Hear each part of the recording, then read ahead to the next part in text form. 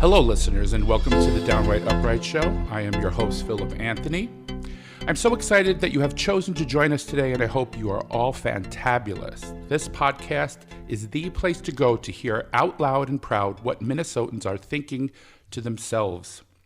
On each podcast, I will first be introducing our guests, sharing a short bio of their lives and careers, and ending with their professional opinions of the current events that influence all of our daily lives as Minnesotans and also as Americans. And today I am very excited to have my special guest today, a brilliant author by the name of Adam J. Nicolai. Did I pronounce that right, Adam? You did. Okie dokie. And I have a little bio about Adam to start it off. He's a man familiar with deep horror hidden within the mundane. Monsters may frighten children, but adults fear the world's everyday omnipresent evils. The kidnapper waiting for our children at the bus stop, for example. The madness that makes us forget who we are and the inevitability of death. Adam is not here to scare you. You are already scared. I love that. He only wants to take your hand and hold it in the dark.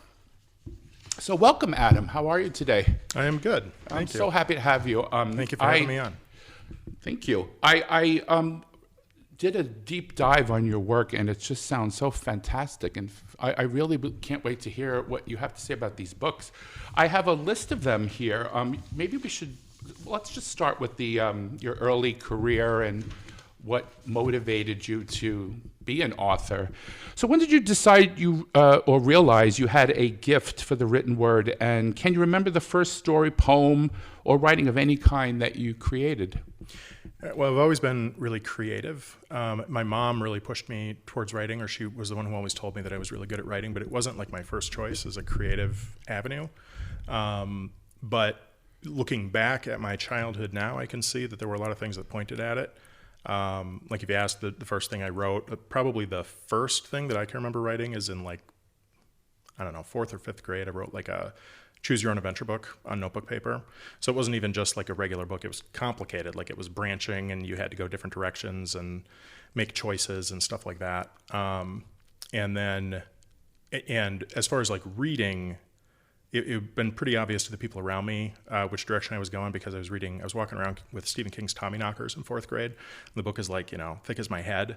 And I would walk around with that all the time. And I read that whole thing, and that scared me half to death. So love of horror from a young age, a lot of reading, a lot of writing. Yeah.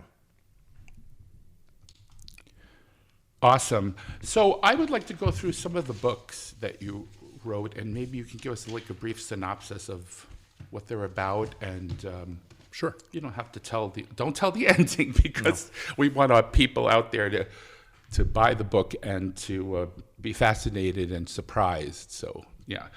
So let's start with Alex, because that's the one I seem to see the most reviews online. According to the Amazon review, it says a ghost of his dead son or visions brought on by psychosis. Can you explain what that means? Yeah, so Ian Colmes is the main character, and he loses his son. His son is kidnapped and killed, and he, is devastated by grief. His marriage is starting to fall apart. He's living at home alone, and he starts seeing his son in the house. So like he'll come home from work and his son is just playing in his bedroom, or his son will talk to him and say things. And his son was 5 years old. So when I wrote Alex, the character Alex, the child, was modeled heavily off of the child behavior that I witnessed in my life, which was my son's. So my son was about 5. My wife read the book and she said, I can't ever read that again. That was Isaac. That was our son, like the mannerisms of Alex. So when Alex appears, he always does the things that he did in life. He never does anything new. And his dad drives his dad crazy. He only appears when Ian is alone, so he doesn't know if he's losing his mind. He can't talk to Alex in front of other people, but he can talk to him when he's home alone. So he wrestles with that throughout the book. But Alex is interesting because it's not, and my son is 16 now, and I remember this when I wrote it too, like the ghost of my 5-year-old son still haunts the halls of my house even though my son is 16, the child that he was is never coming back. So it kind of operates on two levels, Right. You don't have to have a child of that age to understand the pain, or you don't have to lose a child to understand the pain of losing that child. Like, there's a special kind of a nostalgia, kind of bittersweetness to it. So, and I did some book clubs and stuff at the time, and people kind of picked up on that too. Right. So, do you indicate in the book whether it is psychosis or a vision, or does the reader develop that on their own? Reader has to decide on their own. One thing that you'll find if you read the three of these books, which form kind of a series, I call it the Fallen Cradle series. It's not branded that way yet, but it will be at some point. And they're always about parent-child relationships, right? Alex is the first one. The second one was Rebecca. And both of them kind of have this theme of the parent doesn't know if they're losing their mind or not. Alex kind of leans towards one resolution to that question. Rebecca kind of leans towards the other resolution to that question, but it's not fully resolved in either of the books. Like, either one you could read, and based on what you read, you can decide if things were real or not. Right. Oh, wow. So on the second book, Rebecca, it's about a tortured young lesbian mother's mind either ends in unspeakable horror for her infant child or triumph of a mother's love over darkness. Can you explain what that one is very haunting to me? So, well, it's about postpartum depression. So, okay, I got it. If the first book was about like my son, the second book is about when my baby daughter was born. And it not was she the oldest, the daughter, or your son was older? My son was first. He was the first born. Okay. Yeah, and my daughter was born 2.5 years later. And my daughter no longer identifies as female. My daughter goes by they, them now. So, okay. But when I'm referring to her as a baby, in our minds at that time, she was a baby. So depending on when we're talking past or present tense, or we're talking about Rebecca, I may switch up the pronouns, but just so people understand what's going on. And how there. old is your daughter now? Rydia is 13 now. Wow. Okay. Yep. And did she? I don't know if you want to say this. Did she read the book, or do you allow her to read the book? Rydia did read the book, actually. Okay. And what did she think of it? Well, they wanted to read all of my books. They've taken like a real interest, and Rydia has an interest in writing too, which is really cool. Like, I would love to see them go down that path. But they loved it. Part of the thing is, it's hard to find a good lesbian love story. In like popular media. Yes. And I was like, well, I wrote one. Why don't you read it? Now, it's a horror story, and it's about depression. And my child was struggling heavily with depression at that time too. But I was like, my philosophy is we don't get away from this stuff by running away from it. We have to kind of dive into it and recognize it for what it is, tackle it head on, understand that we are not alone. We're not the only ones that have these feelings. Rebecca goes to some really dark places. And I want to clarify that I didn't have postpartum depression. Well, I obviously didn't, but I didn't have like a surge of depression when Rydia was born. My wife, may or may not have, but it's not necessarily based on anything that we experienced firsthand. It was more like things I could imagine happening in that space, like particularly waking up at 1 a.m, going night after night after night, not getting enough sleep. It drives you a little out of your mind. And particularly some of those mornings with Rydia, I would remember and realize that my mom was a single mother, and just try to imagine going through that alone. And mine was too as well. Yeah, and it made me profoundly grateful for my wife and the fact that I was there to support her and she was there to support me, and we could get through it together. And profoundly grateful to my mom. And I wanted to write about that. Rebecca is also my only book that came about partially from a dream. I had a dream. About like a man or like an entity that was just like dark shadows that showed up at a door, and there was a woman, a young woman who was like terrified of him, and didn't want to let him in, but knew that she had to let him in. And there was more to the dream, but that was just kind of like the theme and the feeling that informed it. Wow. So I was raised by a single mother. My dad was, I don't really discuss it very much. My dad was killed when I was very young. I was 4. And and then growing up without a dad was very hard for a young boy, especially in the 70s when I was growing up. Yeah. And then, and I understand what your daughter is going through, especially because coming out is not easy. You Right. need a support group. Which I didn't have. Yeah. And is she today? Does she have a support group other than, of course, her parents, that she is able to, how do I say it? Talk to talk about the problems of coming out or actually being a trans person in this society. Yeah, I would say they do. I don't want to go into too much detail about it because it's their personal life. Absolutely. But yeah, I do think they feel much more supported than we were worried they would feel when we first found out. I think today, though, kids are a lot more accepting than they were back in the day. I didn't really have that.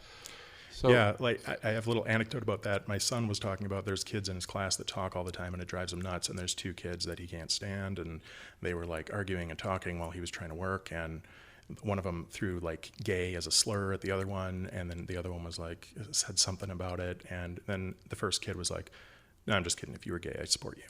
Just like casually on the tail of this, insulting banter. Right. And that's like, I don't think that would have happened when I was in school the same way. Well, we had a different word that was used in the 70s, which is begins with an F. Yeah. And actually, I want to touch on that before we move off of Alex entirely. When I wrote Alex, it was 2011, and I made some bad choices in that book. I'm really proud of the book overall, but it has 2 instances of 2 characters that are bantering, and they do kind of the same thing. And they use the N-word, and they use the F-slur at different times with each other. They don't do it in a malicious way, but reading it today, it's awful. And I was able to go back. I have some control over it since I published the book myself. And I took out the instances of the N-word and replaced them with something else. I don't remember what I did exactly. But the other day I was listening to the audiobook because the audiobook rights are expiring at the end of this year and I may need to redo the audiobook myself. And I didn't even remember or realize that the F-slur's in there too. And it really, like when it happened, it just made my head whipped around. I was like, that's atrocious. And so as of this moment, that is still in there because I just recently became aware of it. And I can't edit the audiobook. But as soon as I can, I intend to. And it's just... If I can interrupt you, I think that's fabulous that you realized that, you have a clean heart, you have a clean soul, because there are people out there that wouldn't have even said anything to that degree. You would, don't leave it in there. It's just the way it is. But you understand the pain that those words cause, and I commend you for coming out to the people and saying that, I think those words are hurtful, and I want to correct something. So I want to thank you personally because I think that's amazing. Because there's a lot of people today that they use those words. I mean, if they're not around an LGBT person or a black person or a Latino or whatever, they feel they have a carte blanche to use those words, and they don't think twice about, I should never said that. But you're actually coming forward and saying this is unacceptable, and I want to change it. So thank you for that. I just want to let you know that. Well, I appreciate that. You're welcome. Could we go on to Todd? Yeah. You want to try talking about that one? Yeah. Okay. So the 3 books taken as a whole kind of, if you read them, they kind of describe my journey of belief in my life. I was raised evangelical fundamentalist. Oh boy, really? I woke every morning wondering if the rapture had happened yet. It's been happening since I was a little kid. Right? That's I not love happening that. fast enough for me. But yeah, it was a scary way to live. And it really screwed me up in a number of ways that I've been kind of working throughout my entire adult life. And the end result for me was atheism. It doesn't have to be for everybody. I don't think, like if you're not an atheist, you're a fool or anything like that. There are militant atheists out there. I'm not one of them. I have a quick question. Why not agnosticism? Why did you choose atheism? Because isn't agnosticism kind of like you don't really know and it's not important to me kind of thing? So, right? I mean, to me, atheism is I believe in God or I don't. And I don't believe in God. I don't see the evidence for God. I think the sources of wonder and beauty and amazement in our life are explained, period. Like we know where they come from. We know why the sunrise is beautiful. We know how we got here through evolution. And in my mind, those explanations are more breathtaking and more incredible than believing in a person who just waved their hands and made it happen anyway. Like there's kind of a moment when you become, like I've heard a lot of people say this, who become more of a humanist or an atheist and you're leaving religion, when you kind of realize this world, which you were raised to believe is just temporary, just a thing to get through so that you can get to the afterlife and you just have to keep your head down and do the best you can, is not awful. It's not a purgatory. It's incredible. The fact that we're here, that the cosmic dice rolled the way they did to give us a planet that can sustain life and sustain our life and create such beauty and such an amazing world it's just breathtaking. It's fascinating to me, yes. And we don't have answers either. I mean, nobody really. See, I grew up Catholic, and I remember one day my mom said, "Oh, well, the Pope said that we were allowed to eat meat on Fridays now," and that kind of was jarring to me because I'm thinking, did God like speak to the Pope and tell him that? Was this a universal truth or not? Or yes. So I don't know. Anyway, and then being gay didn't help either, so they kind of moved me away from the Catholic Church. Anyway, I wanted to go back to Todd. Everyone on Earth vanishes now. Alan and son Todd go on a struggle to survive. Can you explain a little bit about that? Yeah, so basically, Alan's outside in the front yard minding his own business, and a car crashes in his yard. There's no one driving it, and then he hears cars crashing all over the neighborhood. That's how the book starts. He runs inside to look for his wife. So there was nobody in the car. No. How did it get there? Well, there are empty clothes in the car. So in other words, this is basically, Todd is kind of an atheist take on a rapture story, is kind of what it is. I got It's like Alan and Todd are the only two people left on the planet, and they don't know why everyone vanished. So it's kind of like tapping into that horror that I had about the rapture when I was growing up and exploring it. But the other big thing it does is I wrote Todd fully after my conversion to atheism. When I said the 3 books tell a story, you can kind of see my process as I go through. Like book 2 is my I'm Angry Against Religion book, Rebecca, very much like indicts Christianity. And then book 3, or certain brands of Christianity, I should say. And then book 3 is when I had accepted atheism. I had accepted that I don't believe in God anymore, and I was reckoning with what that meant. Like the fact that there's no afterlife, the fact that when we die, we're done. If I believe that, what does that really mean? Because it can be astoundingly depressing if you've spent your entire life believing that bad people get their due when they die, and you don't have to worry about death because there's a place that you go. What does it mean if those things are no longer true? And I had to wrestle with those things, and it was extremely depressing. And Todd is the book that was my catharsis to get through it.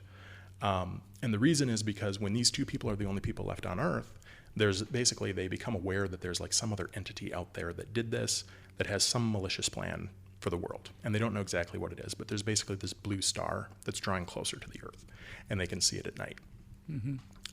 And so they know it's coming, and that's an analogy for death. They know death is coming.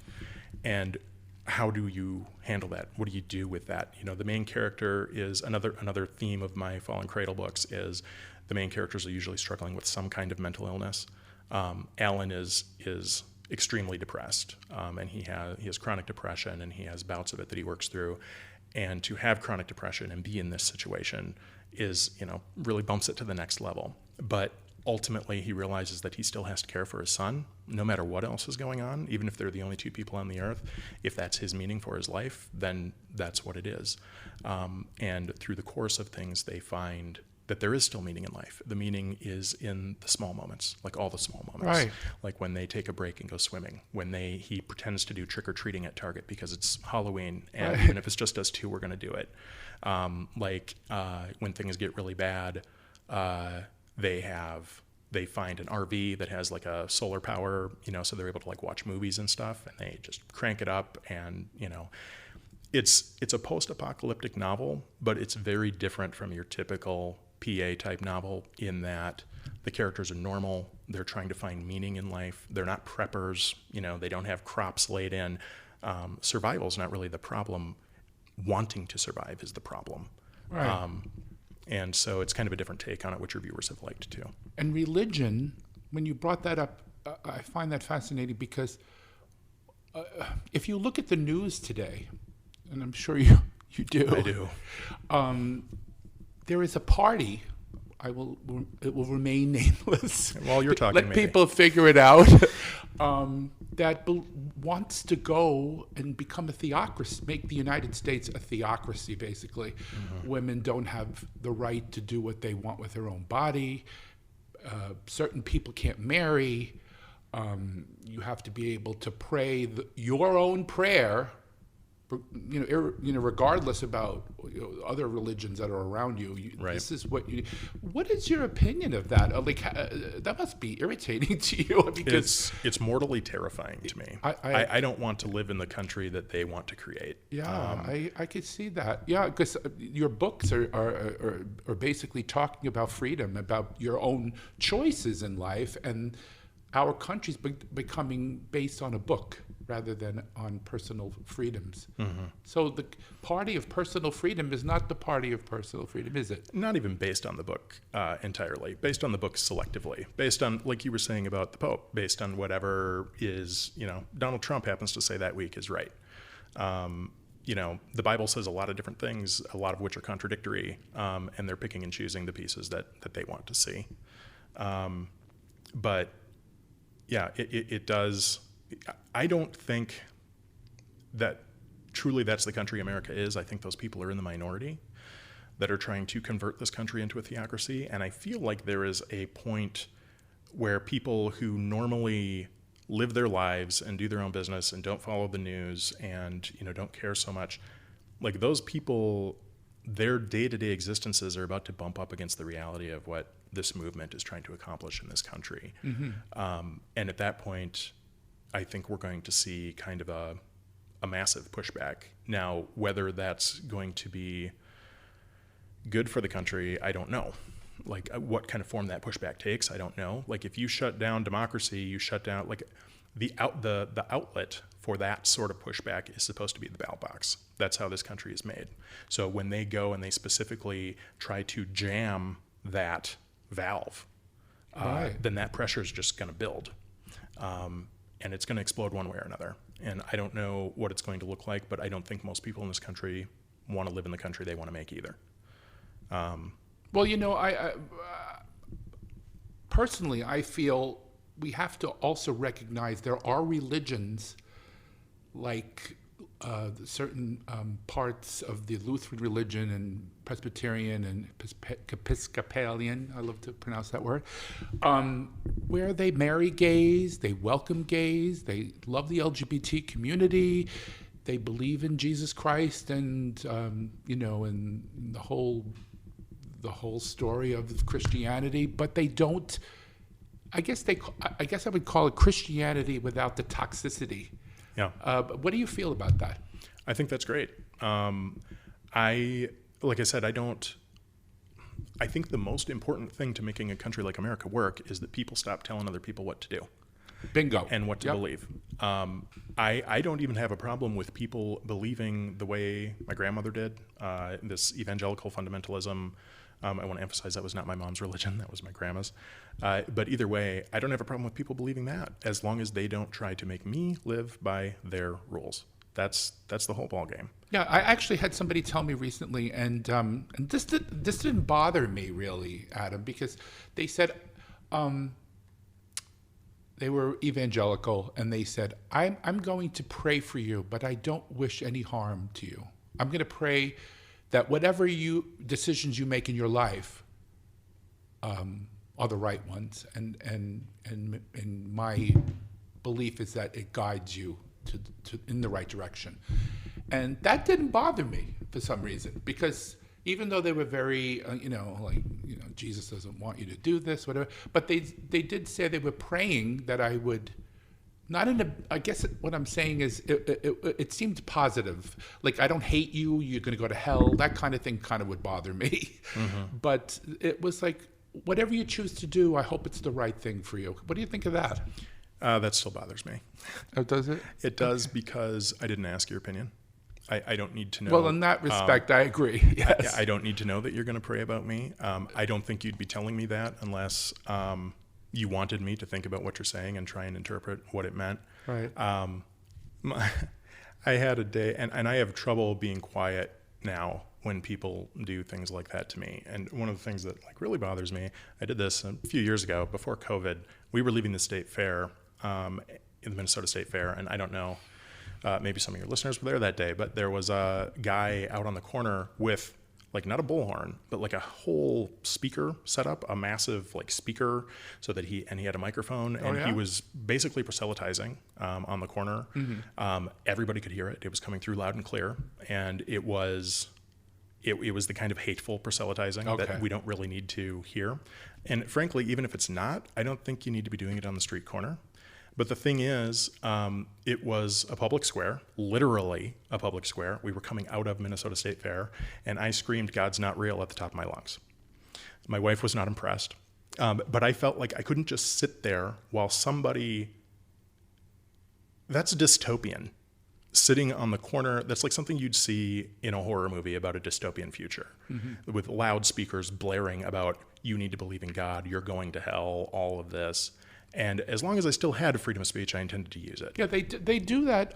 There are people that do that at Pride as well. I don't know if you've ever been to Pride in Minneapolis. They in Loring Park, they have people that, I think their motivation is toxic. It's not. Exactly. They're not there to save you, in my opinion. I mean, they want to hurt your feelings. They want to make you feel terrible about yourself, and I don't understand that. And scare you. Don't underestimate scare you. Yeah, scare you and make you feel that you're less of a human. Absolutely. That you're this creature, and as far as I'm concerned, nobody has the option when they're born to check a box of what sexuality or what, whether they want to, whether they're in the right body or not. That's not up to you. Right. It's inherent in you, and until people realize that, we're going to have problems. And anyway, could we move on to the next book, to the last one on my list here? It's A Season of Rendings. Is that it? So A Season of Rendings is book 2 of my fantasy series, which is currently 3 books long. So the next book would actually be Children of a Broken Sky. Children of a Broken Sky. Yep. You're right. I made a mistake. I would hope so. I'm sorry. Yeah, No, Children of a Broken Sky, and then it's A Season of Rendings, and then I think it's called Of Dark Things Waking? Dark Things Waking. Okay, yeah. so I got that. And those are a trilogy, right? They're the first 3 books of what should be a 6-book series when it's all said and done. Oh, so you're going to be writing a 4th one? I've got 12,000-ish words in on book 4, which is probably going to clock in around 200K, so 12,000 is not much. The plan is to finish it. It's kind of on hiatus.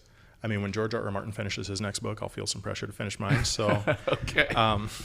The interesting thing is the fantasy books, they kind of dovetail with the themes of my other books because it is about a church, and it's an atheist take on what a fantasy world would look like if God was real. One of the things that would convince me God was real is if I could pray for a miracle and God would be like, "I got your back," and it would happen. So in the fantasy book, that happens. Right? Because people have asked me, do you pray? Mm-hmm. And when I was younger, I did. And sometimes the prayers were answered, and sometimes they weren't answered. So if prayer is supposed to work, isn't it supposed to work all the time? I mean, I don't know. That was another thing that bothered me about prayer. Although I think I use positive thinking more than prayer. I think I kind of think that if you send out into the ether all this good energy, maybe that would work, because I believe in consciousness. I believe in stuff like that. Yeah. So what do you think about that? I think, well, when you're talking about prayer and sometimes answered and sometimes not, the thing that's always interesting to me is, what if you have two people praying for opposite things, like literally opposite That's things? a good point. Yeah. And it's a planet of 7 billion people. That's happening. All right. Yes. So, and in these fantasy books, there's an old church that kind of, ran everything, but now there's like this new church that's overthrowing it. And these two sides are both praying to ostensibly the same God. I mean, the God's name is Akir. They both pray to Akir. They both work miracles. They're both able to heal people. They're both able to like touch people and burn them or call down fire. So like one of the themes is, why is God working with both sides? Why is he answering both priests' miracles? Why? Like the main character that's profound. Yeah, and the main character has a serious crisis of faith around this, even though she's the progenitor of this new church, and she's kind of bringing it to power. So, and that's a theme that's explored throughout and answered by the end. But again, like I said, a 6-book series. So, well, I hope our listeners, go to Amazon, or are your books available in paperback form? Yeah.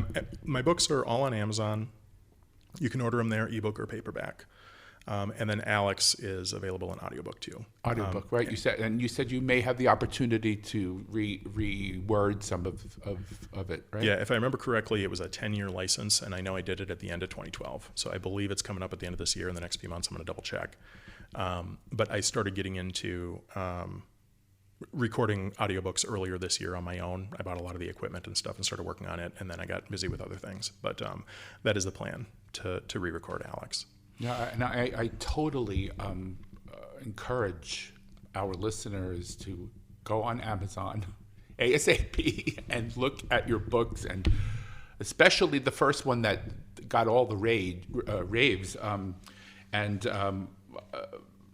Ghost of His Dead Son, or Visions Brought On by Psychosis. When I read that synopsis, it was so amazing to me that, is it real, or is it something in his mind, or I want to read this. This is the one. I'm going to start with that book, because everybody that I've seen that wrote reviews said that book was just off the charts. A lot of people did love it, and one of the things that really made me feel good about it is there have been 2 or 3 people over the years who have lost children who wrote me or left a review and said that it was cathartic for them to read it, to work through. Yes, and you know what, Adam? I'm going to transit. It's a perfect segue to my next question, what you just said, because as you know, we just recently had a school shooting in Texas, in Uvalde, Texas, which is kind of close to the Mexican border, I think, as far as my knowledge. And so I want to talk a little bit how your books kind of could connect to that issue. Do any of your novels connect in any way to the horrific school shooting that occurred in Uvalde, Texas, at the Robb Elementary School? Because they involve children who are put in precarious situations. So, and I think, and this is my opinion, you could agree or disagree, those children did not have to die. There Absolutely was an egregious mistake made, because we had Columbine, we had Parkland, we had I could go on. I can't even remember them all, and it's sad that you even can't remember all the school shootings, or shootings in general. And these politicians did absolutely nothing, not even background checks or, getting rid of semi-automatic guns, which this kid literally is 18 years old. I think it was his birthday. He just turned 18 years old. He went into a store, bought 1,000, I think it was 1,500 rounds of ammunition. Yeah. Didn't they ask him, what are you going to do with all this stuff? And then he goes on a killing spree. I mean, you literally need, it's easier to buy Sudafed. Yeah, exactly. I mean, excuse me, easier to buy a gun than to buy Sudafed or cigarettes and things like that. So what is your opinion of that? Just, imagine there was a woman that day trying to get an abortion in Texas too, and imagine the hurdles she faced. Oh my goodness. It's appalling. I mean, it's just absolutely appalling. Like we've had to use the word appalling so often, like it's beginning to, lose its meaning. Yes, it really is. So, but I do want to push back on this notion that the politicians did nothing. There were politicians who really, really tried. Oh yeah. And after Sandy Hook in particular, I do, but I think language is important. And when we say the politicians aren't doing anything, it makes it sound like there's no hope. Like there is no avenue, like voting doesn't matter, et cetera. And that's not the case at all. Well, thank you for the correction. Yes, you have to vote the right way. Right. And after Sandy Hook, they had 57 senators, and some of those were Republicans, who voted to, I think it was, I don't even remember what they were voting on, but it was a fairly large gun control bill that was sorely needed after Sandy Hook. They had 57 senators in favor out of 100, and it failed because in the Senate, a majority by 7 is not enough to pass legislation. And if Republicans want to kill bills, they can. What do you think of the filibuster, by the way? It's ridiculous and outdated, and it needs to go away. Yeah. It's. I agree. I understand the idea. I mean, there was a time in my life, in my history, when I would have thought, it's kind of cool that you have to have a majority, like a supermajority, right, in order to like do certain things, et cetera, et cetera. But we're well past the point of like, that'd be a cool little feature of a democracy, and well into the area of our democracy is paralyzed and dying because of a ridiculous, outdated Senate rule, which, by the way, has already been changed once. It used to be 67. You used to need 67 to overcome a filibuster. They revised it in the 60s or the 70s, I don't remember for sure, down to 60. We can revise it again. It's just a Senate rule. It's not in the Constitution. This is amazing to me. Why was, for example, Mitch McConnell, when he was in control of the Senate, able to say, okay, we don't need a filibuster to put Amy Coney Barrett on the Supreme Court. We don't need a filibuster to put... And in my opinion, the man was a sexual predator. Kavanaugh. Absolutely. I'm sorry. I mean, if a woman is going to go through all those hoops and go on national television and reveal something so personal to her, I can't imagine why you would think she's lying. I mean, and it was even written on his calendar. He brought the calendar as supposed to be proof that it didn't happen, but it was on the calendar. It was written on that day. Bingo. Yes, and then the first one, Gorsuch, he was like the first pick of the what's that? Heritage, was it? Heritage, yes. So these people went through with no problem. We can't pass gun legislation because of a filibuster. We can't pass child care. Now that women may have to be forced into having children, they can't. If they can't afford it, who's going to take care of the child? Who's going to pay to put the kid through school, feed the child, clothe the child, et cetera, et cetera, et cetera? I'm just scared for this country. I really am. I mean, what do you feel about that? Well, I mean, you mentioned Mitch McConnell, and Mitch McConnell is an extremely easy person to understand. Like all his decisions are motivated by power for the Republican Party and the vision that he has for this country of heading towards the theocracy you talked about before. Yes. I am so tired of hearing people be like, oh, well, this, it's an election year, so this time they won't be able to, by the rules that Mitch McConnell made, they can't vote for a Supreme Court justice or this rule or that rule. There are no rules. Right. Mitch McConnell but they break them all the time. Well, yes. And we don't. Yeah, we're still pretending that, there's a set of rules that both sides have agreed to abide by, and there isn't. No. They don't abide by the rules. They got rid of the filibuster so fast, everybody's head spun. The second he got into office, that was the entire goal. And if they want to do, for example, a national ban on abortion, he'll get rid of the legislative filibuster like that. He won't hesitate. All this talk that we're having right now about, just like wringing our hands and, but the filibuster and tradition and everything else. And he talks out of both sides of his mouth all the time. He does what he needs to do to install the theocracy. That's his goal. That's how he operates. And if you watch him, every single action he takes lines up to that. I am tired of the media pretending that, Mitch McConnell has to abide by what he said before. He doesn't. He's my least favorite politician, even worse than Trump, because I feel he could do things. He could make things happen, and he doesn't. For example, with the second impeachment trial, were you angry as I was when after he voted to let Trump go free? Because there were a lot of Republicans who were like, let's make sure this guy never gets near the White House again, because he wants to be Putin Jr., Oh, yeah, absolutely. And he turned around and voted to let him go, to say, oh, it's not a big deal. And then has the nerve, right after that, to get on the podium and say the man is, was wrong and this and that. But you have to use the vote. You have to, right. And you have to go to courts and let the courts handle that. And all this miscellaneous baloney. Exactly. It infuriated me. Did it infuriate you? I'm infuriated constantly by every him. Moment of every day. Not just him. Just because everything. He wouldn't be an issue right now if McConnell impeached, voted to get him removed forever. Oh, yeah. I mean, if McConnell had wanted him impeached, he would have been impeached. Convicted. He was impeached twice. Yeah, he was impeached. If he wanted him to be convicted, he would have been convicted. Mitch McConnell has that power. Yeah, he did. Yeah. And it's not about, I don't like to frame it as what he didn't do or what he decided not to do. It's all deliberate choice. Everything he does, he's doing on purpose for a reason, even when he's talking out of both sides of his mouth. I mean, the one thing that I will say about Mitch McConnell is he's a brilliant politician, much to my chagrin. I mean, he's absolutely brilliant. Like watching him dismount from the Trump train and stick a perfect landing when January 6th happened it was just breathtaking in its audacity and its temerity. But he knows exactly who Trump is. He knows exactly what having him around, how it's a danger to the country. But he cares about, like I said, the theocracy, and he cares about his own career.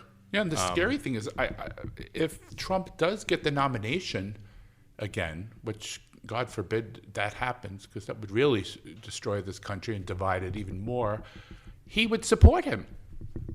Yeah, I'm sure he would. Of course. If that's the Republican nominee, he toes the Republican line. Yeah. So, anyway, that's scary. I have another question about your books as well. How would you compare? Well, okay. So this is. I like this question because this was my little concoction. When I read all your reviews, the first two people that came to my mind were Dean Koontz, the writer, the author, and Stephen King. And I read a lot of both of them growing up. Now, what are your similarities to them and differences, would you say? Well, Stephen King, every writer who ever touches horror is going to be compared or contrasted with Stephen King. Oh, he's the king, yes. Yes. And, I've read reviews that talk about, from people I don't know, to be clear, that compare me favorably to Stephen King or with Stephen King. And that's obviously very great. There's no person who wouldn't want to see that. Oh, yeah. But, authors in general tend to be very humble, in my opinion, or particularly self-published authors. And I would never sit here and say that I'm as good as Stephen King, ever in a million years. But there's a ton of his writing style that I emulate without even thinking about, kind of like one of the things that I really love about his style is just kind of the insertion of just little points of absurd humor into horrific situations. And I can't even think of an example off the top of my head, but it just when everything is going badly, absurd things happen. And he'll point them out and they'll just be, part of the prose and it'll just keep rolling. And it just emphasizes it and makes it feel more real, because that's how life is, So I really like that. And his style of narrative, I don't want to say folksy, but really down to earth and kind of colloquial, is good too. I think it really pulls you in. And when we talk about Dean Koontz, did you ever read The Demon Seed? I never read that one. I haven't read Dean Koontz recently. I wasn't allowed to read it because it was written in 1973. I was only 13, so there was no way I could read that. But I remember how people were like bugged out by that book. I mean, I remember like the demons. It's a. I have read it since. And I don't want to say a word about it because I think people should just pick up that book too. It's just crazy. I mean, did you read the book or? I didn't read that one. Did you read any of his stuff at all? Like I said, when I was younger, so like when I was reading Tommyknockers, when I was in middle school and high school, I read some Dean Koontz. I remember I read The Mask. I read my mom's books, and she read a lot of horror. Yeah. So they were all around the house, so I would grab them and read them. The one other thing I want to mention, though, is Joe Hill, the Heart-Shaped Box. The first book I wrote was Children of a Broken Sky, the fantasy book. I wrote it and revised it and revised it again and revised it again over the course of about 10 years. Right. And then I started submitting it to agents and getting shot down constantly because that's what an agent search is. And so I was going through that process for about a year. And then during that time, I read Heart-Shaped Box by Joe Hill, and who was Stephen King's son, obviously. Right. And I couldn't put it down. Like I literally was just compelled to keep reading it constantly. The apple didn't fall far from the tree, huh? No, not at all. And I was looking at it, and I was like, okay, why? Like, that was the first book that I really analyzed, and I was like, what is he doing that makes it so hard to put down? And it was really short, punchy chapters and really short, punchy prose, and it was just straight to the point, snap, snap, snap, over and over and right on to the next thing. And I was starting to have this idea for Alex, like it was coming to me in the car on the way home from work. And I just started writing. I was like, I'm taking that style and this idea and I'm going to put them together. And I wrote the first chapter and I wrote like the first 5 chapters. And I was like, this is totally different. Like, it's just, if you read my fantasy books and my horror books, there's a severe contrast in writing style. And that used to bother me, but now I'm more okay with it because fantasy, especially epic fantasy, tends to be kind of more Tolkien-esque, right? Like kind of more deep diving, and it's okay to like be a little more flowery with your language and stuff like that. But that's not what I do in my horror at all. And that's not what Joe Hill did in his book. So I just bring that up when you mention those names because he was a huge influence on me. And weirdly, I have never read another book of his. I have a couple of them at home that I've just never gotten around to. I guess I felt like Heart-Shaped Box was so good, I just wanted to stop there. Oh, wow. Oh, so my final question before we do the shift, I'll tell my listeners what that is in a second, but I've read that you talk about something called extinction level events. Now, can you describe this phenomenon or give examples? What do you mean by that? So I'm a big armchair scientist, armchair physicist, armchair biologist, by which I mean I'll read like pop science books, and I'll read, like I've watched Cosmos, I'll watch a lot of like the more serious documentaries kind of aimed at some of this stuff, and that's where I learned the notion. I'm pretty sure I learned it from Cosmos, but it's an extinction level event. Extinction level event is something that is global that results in a massive die-off of species. Like the bubonic plague. The bubonic plague was not an extinction level event, I don't think, because I don't think so. And again, armchair, amateur. But did we ever have one close to it? Globally, mm-hmm. Yes. Humanity, no. Like humanity, I don't think has lived through one. But the planet has lived through multiples of them. Like there was a time on the planet where, and I might get this wrong because again I didn't prep for this, but the basic idea is the atmosphere was composed almost entirely of something else. I don't remember if it was carbon dioxide or if it was nitrogen, but like basically there was a oh my God, this is gonna be so horrible because I'm just riffing off of what I heard. I didn't prep. I'm gonna sound like one of these crazy anti-science people. But there was like a bacteria in the ocean that, since this element was so everywhere, omnipresent in the air, it was breathing that, and it was exhaling oxygen. And it basically annihilated itself by converting the entire atmosphere of the planet. And it was a massive amount of the life on the planet at the time, and it was all wiped out, except for like some of it that lives like way down deep in the ocean now. And then all the life on the planet that was dependent on whatever that previous element was that I can't recall off the top of my head, that also died off. So it was an extinction level event is a global event where upwards of 50, 60, 70% of species on the planet die. Okay. Well, see, I didn't know what your definition was, and that's why I wanted to ask, because my follow-up question would have been, now I know the answer, but my follow-up question would have been, because I thought it meant something else, would have been, do you think climate change it falls into that category? But I guess it wouldn't, because there would be some surviving people, but not many. But maybe. No, we don't know for sure that humanity is going to survive climate change. Oh, we don't? Climate change is absolutely an ELE, or at least it has the potential to be an ELE. Like if we don't curb emissions, and this planet turns into Venus, that's game over. Okay, Venus so I guess I was right. No, you were right. Okay. Venus has so much CO2 in the atmosphere that it's unlivable. Mm-hmm. And this planet has the potential to have a similar atmosphere. It can happen. It has had a similar atmosphere in the past, mm-hmm. according to like geological records. We've seen it. And it could happen again. Isn't that scary? It's, again, mortally terrifying. I think about that. I worry more for you because you have children. I don't have children. I'm an old guy here, you know. I don't have any offspring to worry about, but I do worry about people that do have children and what the world will be like. Will there be floods all the time? Will there be tornadoes knocking towns, complete cities out? I mean, we don't know what the result is going to be. Yeah. And we have to come up with something. I mean, what do you think of, some people are talking about nuclear energy as a way of, because it doesn't spew any toxins that would cause climate change. What is your opinion of nuclear energy and its value? I'm getting kind of desperate. That's what I'm saying. I'm kind of in the boat of, as long as it doesn't spew methane or CO2, we need to be doing it. Yeah. Nuclear obviously has its risks, but it's a lot safer than it was. The waste, disposing the waste is the problem. So the waste is a big problem. Maybe cordoning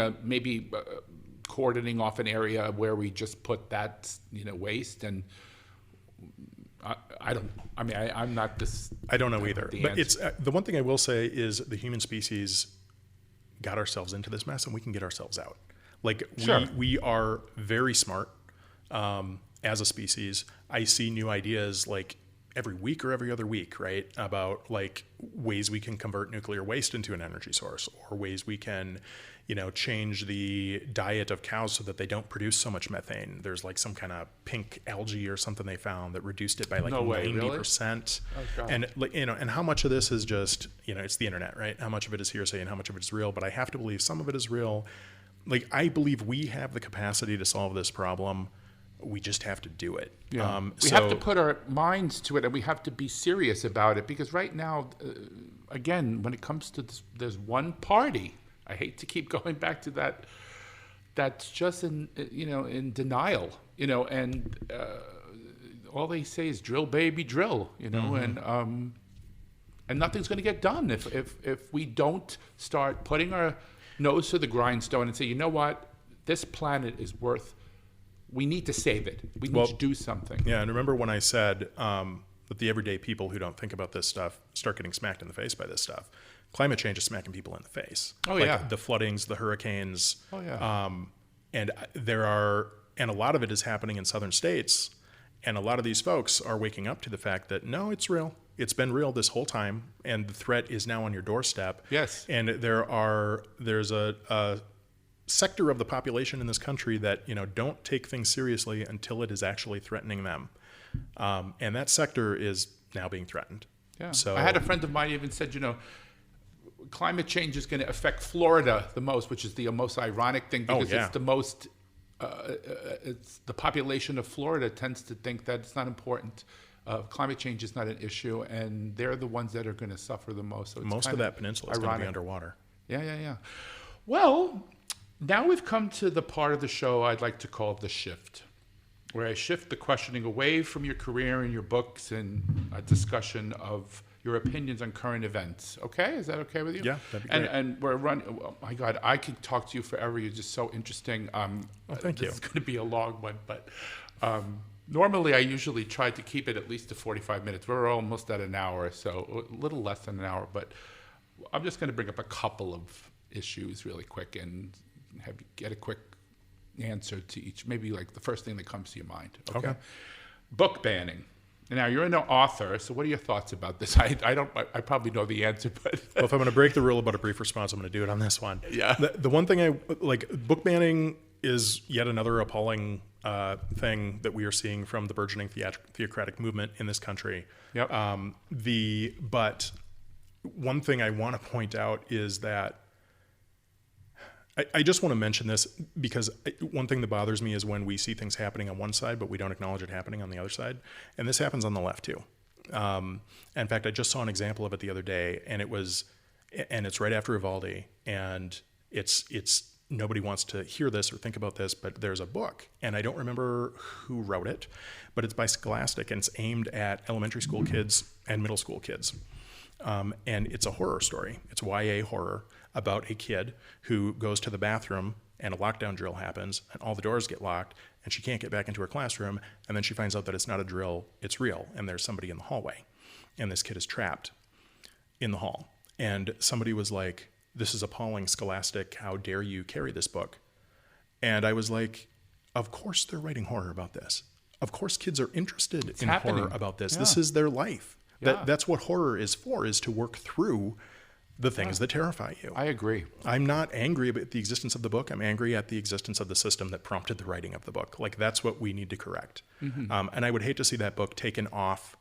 Like, if you see that book exists and it turns your stomach, great. That means you need to get involved. Not with banning the book, with banning the guns. Mm-hmm. Absolutely, bingo. I think, and this relates to book banning, in my opinion. The Don't Say Gay bill. I don't know the name of the real. I don't want to use the real name because it's basically Don't Say Gay. Yeah, it is. I remember growing up, there was a book called Heather Has Two Mommies. It was a book about this young girl who has not a mom and a dad, or one mom or one dad or grandma. She's got two mommies. And the furor, people's veins were coming out of their neck. They were so angry that Heather Had Two Mommies was a book that you could buy for your children. What do you? What? This is about the right to exist. It's about whether Heather's family with two mothers in it has the right to be acknowledged. Thank you. In reality. It's a reality. It's not a fantasy. Yes. Yeah. It's not pushing an agenda. Yes. What it's doing is acknowledging, and it exists whether or not that book is written or not. The question is not, are we going to, push this idea on people? The question is, are we going to acknowledge that people live like this? This is a normal way for families to exist. But there are a lot of Heathers out there, Adam. There are. And don't these Heathers, I'm going to use that expression, need validation to say that their family's worth something? And, absolutely. I mean, so why is this book a problem for some people? Because it, again, goes back to what you said before about the evangelical or the theocratic mindset. Kind of, yeah. Yeah, right? Yeah, and I mean, a lot of it comes out of that religion. I mean, I grew up that way, and my mom was a lesbian. Was she? Yes, and still is. But I I found that out. Well, I don't want to embarrass my mom, so I'm not going to say the exact way I found it out. Fine. But basically, I found that out when I was as evangelical fundamentalist as I've ever been in my life, like around 11 or 12. And I remember that I confronted her, and I was like, I still love you, but if you thought I was upset about you smoking, you haven't seen anything yet, because I'm really upset about this. And I don't think this is right, and whatever else. Right. And to her eternal credit, we did not get in a shouting match. I mean, I don't know that she made a conscious decision to do this, but she proved to me that it was fine just by living her life, by living the example. Right. You know, I always had a place to live. I always had food. We were dirt poor. And so for those things to be true, it took some doing. And she went out of her way to do all that for you guys, right? Yes. And my grandparents, the fundamental evangelical ones, actually tried to adopt me when I was very young. And And take you away from your mom? Yes. Oh, no. In fact, when I was like really young, like 2 or 3, I thought she was my older sister. That's what they called her. When she would come to visit, that's what they said.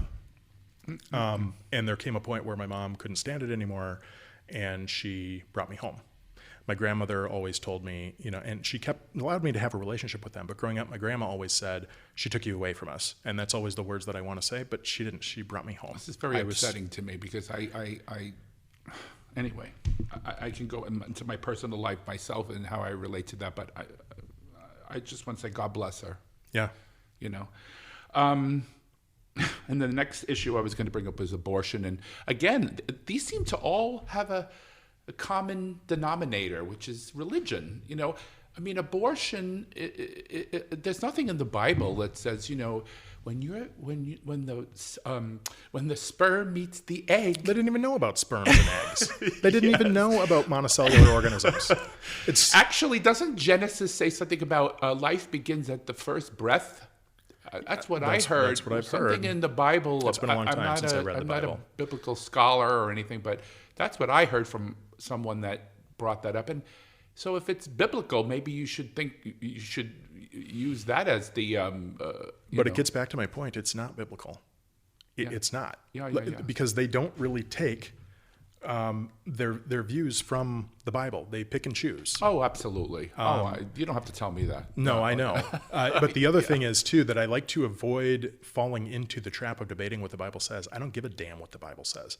Yeah. It has nothing to do. And there are people that don't believe in the Bible. So if we're a nation of freedom of religion, quote unquote, or whether you believe in religion or don't believe in anything, you should have the freedom to express that. And I think people should, that think, you know, life begins at conception. I don't know where they got that from. I mean, that's just, I have still yet to find anywhere in the Bible where it talks about the sperm and the egg meeting, and that's where life, anyway, but I know it sounds bizarre to you. And that's why I'm laughing, because I find this stuff hilarious. I just do. I just think, I always felt Christianity in its proper form is about love, caring for the sick, because Jesus did that in the Bible, cared for the sick, helped the poor. He would have been a raging liberal today. Yeah, absolutely. You know? And that's part of what drove me out of the religion, is because those were the pieces of it that I loved the most. They bastardized the religion. That I was proud of the most. And I just became aware, it was after the Iraq War, and there were all these people that were like, you know, here we go, let's kill them all, whatever else. There was no evidence for it. I was like, why are we doing this? Like, that was the first Death major penalty crack. is another one too, right? Yeah. Yeah, I mean, you're killing somebody. You know, why is it okay to kill a person because they, you think and nobody really had any idea in those days. There was no DNA testing. You know, I remember they were killing people and then they found out they didn't do it afterwards, right. And so they killed this person. Yeah. But that was okay. But an embryo, nope, can't get rid of that. Anyway, but I just find that amazing. I'm down to my last 2 subjects when Gail's done. I love talking to you. I'm sorry, I could just go on and on and on. It was a good time. Yeah, you're amazing. Well, so are you. Thank you. Ukraine. Yeah. Another one, religion-based to me. You have these people trying to live their life, you know, and on the right is where there's the problem. They don't think we should be helping these people. What is your opinion of that? Do you think these people should be helped, or should we just let them bomb the hell out of them and kill all their children? And what's your opinion? I mean, I don't know. Ukraine it's a very open and shut issue, and it's a very complex issue at the same time. It sure is. Yeah. It's open and shut in the sense that Ukraine is a sovereign nation that stands alone, that is now being invaded by a national superpower. And that's wrong, and it shouldn't happen. And we did the same, though. And that's where it gets gray, See, that's right? where it we did becomes the exact gray. same thing. We did that in Iraq. We did. And we Which never had should nothing have. to do with 9/11, by the way. Nothing to do with it. Everything to do with George W. Bush's grudges.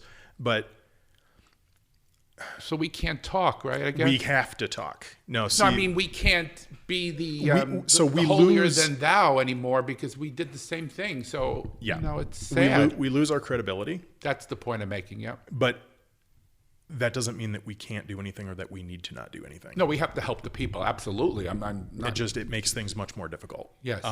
And I was at the time, I was very much in favor of war crimes trials for the people who began that war here.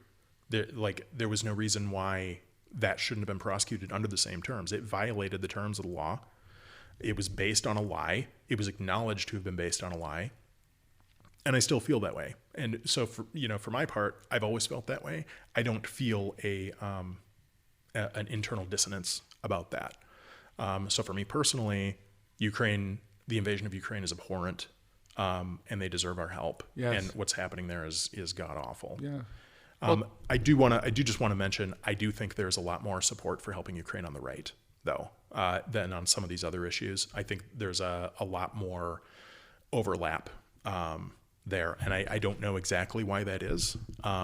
I think there's also more support for Russia's side of it on the right than there is on the left. That's the thing that bothers me, though. I think sovereign nations, we have to, otherwise we're just going to have war constantly. We have to recognize sovereign nations. We have to recognize their borders, and we can't feel that we have the right to just go into somebody's country and just kill their people. I mean, Right. I'm sorry. I mean, No.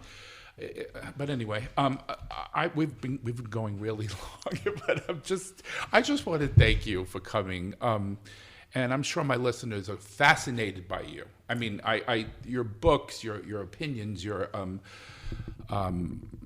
everything that you stand for as far as this country's concerned. I just want to thank you for coming. And maybe we could do this again in the future and talk about other things that maybe you may have on your mind that we haven't gotten to. How's that? That would be wonderful. And thank you very much for having me on. You're It's been welcome. And as far as the Downright Upright show today, we like to conclude with we're trying to be putting out some of these podcasts on a regular basis. I have a few other interviews coming lined up, so we'll be doing those, and I hope you all tune in the future, and thank you for being a part of this again, Adam, and have a wonderful summer. You too. Enjoy the Minnesota summer, Looking forward to it. and thank you all out there for coming and choosing to listen to us today. Thank you.